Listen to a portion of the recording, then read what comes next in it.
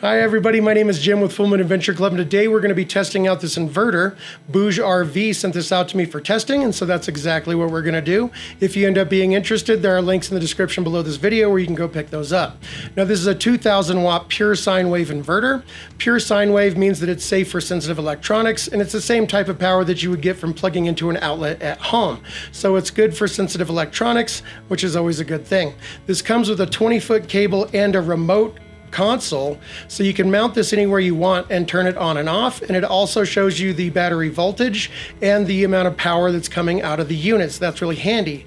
If you don't want to install that, one feature that I really like that I haven't really seen a lot of before is that it does have Bluetooth capabilities and a smartphone app, so you can actually monitor everything on your phone from wattage. You can turn it on and off and all that good stuff. So that's really cool, and I like that feature. So all that being said, why don't we just jump right into it and check it out.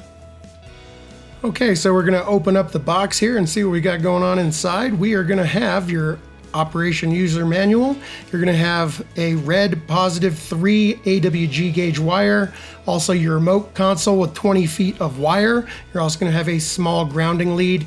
The unit itself, right here, and there's our black 3 gauge wire underneath, and also 2 sets of replacement fuses. In case you ever blow those are located internally, so they do send you a replacement set. On the back, we're gonna have 2 AC outlets. One is rated for 15 amps, the other rated for 20 amps. You're also gonna have this wire block right here in case you wanna wire something in directly. You're gonna have a 5 volt, 3 amp USB charging port right there, which is handy. You're also gonna have your connection for your remote control located here, your power switch, and your 2 power and fault indicator LED lights right here.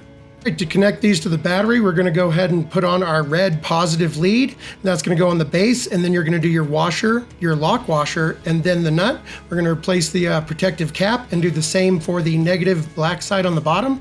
Cable first, then the 2 washers and the nut, and we are good to go. We're gonna tighten those up, put back on the covers, and now we can connect to the battery. We wanna connect the negative terminal first, and again, that wire needs to be on the very bottom part of the battery, and then you go with your washer, lock washer, and then tighten down your bolt.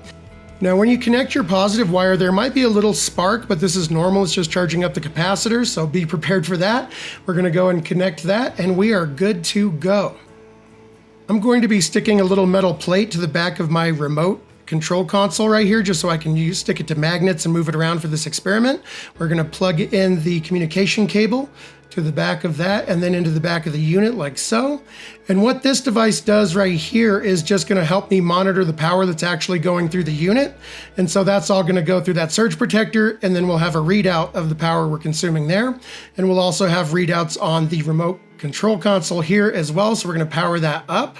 You have an on-off button, a 120 and 110 button, and then a backlight button, your battery voltage, your output wattage, and your temperature. All right, so we're all ready to test this out, but first we're gonna download the app. So if you look inside your manual, you will see a little QR code.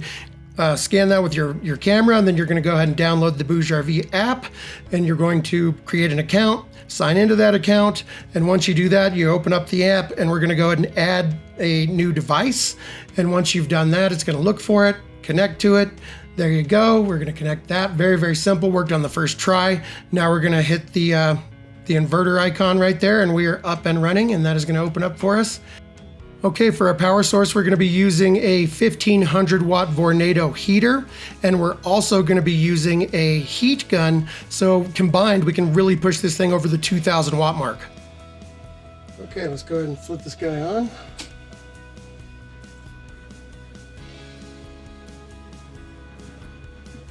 There we go.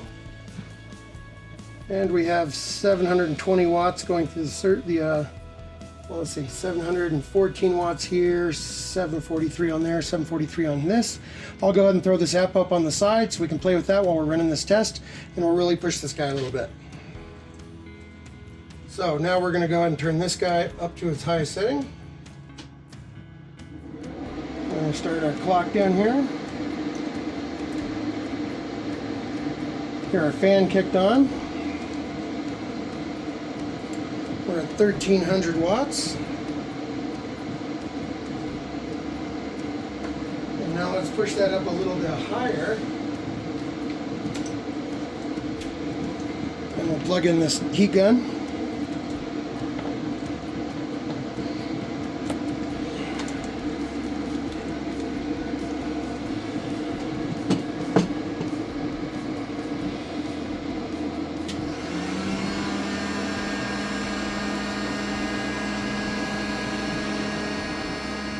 right, I'm going to drop the audio a little bit so we don't have to listen to that whine the entire time. And then I'm also going to speed up the footage in the background for the test while we poke around in the app and just kind of see what's available in there while we're running this test. Okay, so we do have our AC output power, a battery voltage. You're also going to have real-time voltage, current, and frequency. Your device temperature, which is very handy as well. You can switch that from Celsius to Fahrenheit.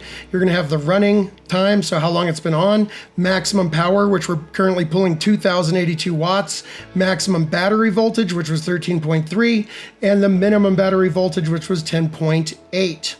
So a lot of really handy, useful information in there. And actually, if we go up to the top and we click the settings icon, it's going to give you a little more information. It took me a second to figure this out because I was looking around in the app on the bottom trying to go to other data. That doesn't do anything. But if you go to the top and you hit the settings icon, that will actually open up and give you your device name, your software version, your serial number, your over discharge voltage, and you can adjust those voltages. So you can change your over discharge shutoff voltage, over discharge voltage, your AC frequency, and your AC voltage, which is very, very cool. All right, so we've been going at almost 2,088 watts, so way over the recommended max limit, and we're coming up on 6 minutes, so we're going to bring the audio back up so you can see what's going on, and we're going to shut this down at 6 minutes before I fry my battery or something else, because that is just a ton of power to be pulling solid for 6 minutes. So I'm going to go ahead and start shutting things down. You can see our wattage is dropping there as we turn off that heat gun. And now we're going to go ahead and turn off the Vornado heater as well. And we will watch that wattage drop, and then we're going to stick around for a little while just to see how long that internal inverter fan keeps going, because the internal temperature is 134 degrees, which is not a big deal in terms of inverter temperature, but we just want to see how long that fan's going to run, and that's going to kick off right there. So that's perfect. Really successful test. Loving it. Now, just for fun, let's go ahead and pull up my little amp meter and see what kind of amp draw we have. I know it's upside down, but that is 1.2 amps in standby. Now we're going to go ahead and power the unit off and check again for any amp draw. And we're at 0.0, so that is absolutely perfect. Why don't we pop off the cover and just take a look inside real quick. If we pop the cover off here, you can see we do have two cooling fans. On this side, two nice big heat sinks, and the fans are set up just right, so they're going to pull air through the heat sinks and over all the electronics. You do have your pinned fuses down there. If you never need to replace those, you can get to those. And everything looks pretty good to me. Everything looks pretty solid, pretty tight. It's not sloppy. So there you go. Well, there you have it, guys. It really passed the test with flying colors. It seems like it's pretty well built. I really like the Bluetooth capability in the smartphone app. I think that's pretty cool, so you can kind of monitor things without necessarily having to install the remote control, but it has one in case you want to do a more permanent solution, so that's pretty cool. One thing I will mention is that I used one 12-volt, 100 amp hour lithium iron phosphate battery. If you're going to be pulling 2,000 watts out of this thing for any given length of time, you're probably going to want to get two batteries, connect them in parallel so that they share the power load, because most of those batteries on their own are only rated for 150 amps of continuous draw, and 2,000 watts requires about 200 amps of continuous draw from the batteries. So you either need a big battery that's rated for that or two smaller batteries that are going to share that load. But all that being said, it's been working really well. If you're interested, links in the description below. And I think that about wraps it up. If that helped you guys out, please like, share, subscribe. That really helps me out. And until the next video, my name is Jim with Full Moon Adventure Club. Thanks so much for watching, everybody, and happy camping.